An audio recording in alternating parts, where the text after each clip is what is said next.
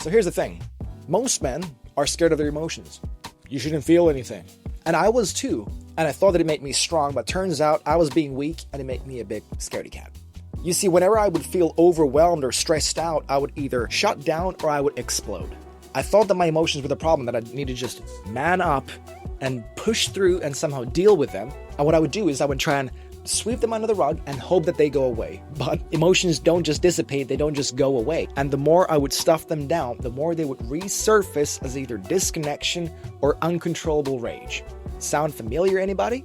So in all of my avoidance of my emotions with trying to be a real man, I was really losing the fight because I was not even in the fight. It wasn't until after a full-blown burnout and a nervous breakdown and going to therapy that I realized that, oh, my emotions aren't actually the bad guy. They're just the messenger.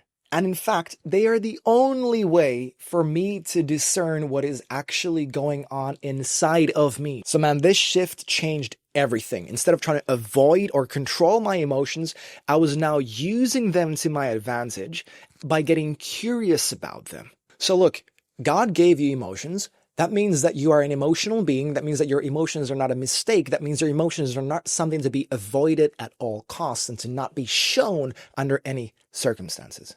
He gave them to you, which means you actually have authority over them. And you can use them to your advantage to inform the way that you interact with the world around you.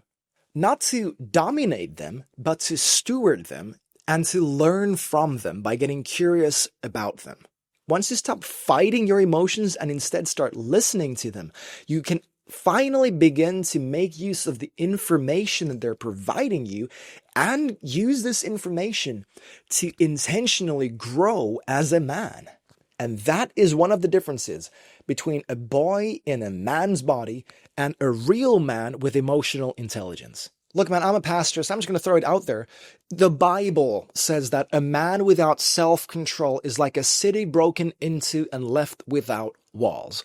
And that is not just a lust or a phone problem. This is an emotional problem. This is men not being able to control what is happening inside of them. And you cannot control what you keep trying to suppress or avoid. And here's what you can do about it.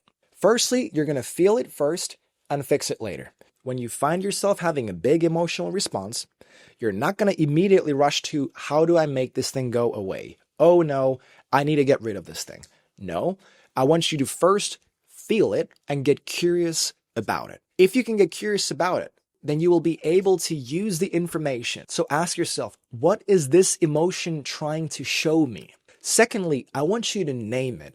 Get specific about it. Use a feeling wheel if you need to. Don't just say, I feel like crap or I'm just tired. No. Did you feel betrayed? Did you feel let down? Do you feel disappointed? Do you feel lonely? What is it that you actually feel? Get specific about it, because once you get specific about the emotion, you can finally identify what was the emotional core need, whether that's to be seen or know or feel secure or validated or be respected or feel like you have a meaningful contribution in the world. If you cannot name it, you do not know what you were actually seeking in the moment. If you do not know what core need you were trying to get met, you are living by default instead of by design. So name the emotion.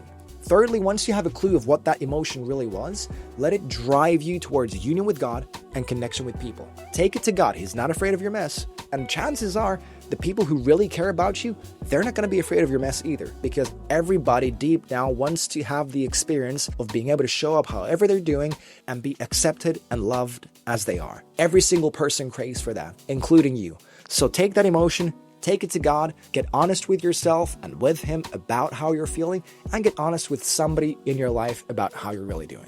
So guys, emotions are not weakness. Emotions are valuable intelligence that let us know how we are experiencing the world before our brain ever catches up with them. So learn to use your emotions to your advantage. Learn to actually process them so that you can grow, so that you don't stay a boy in a man's body, but actually mature with emotional intelligence and self-control. So learn to listen, don't just suppress it, get curious, name it, seek connection, subscribe, and I'll see you in the next one. Bye, guys.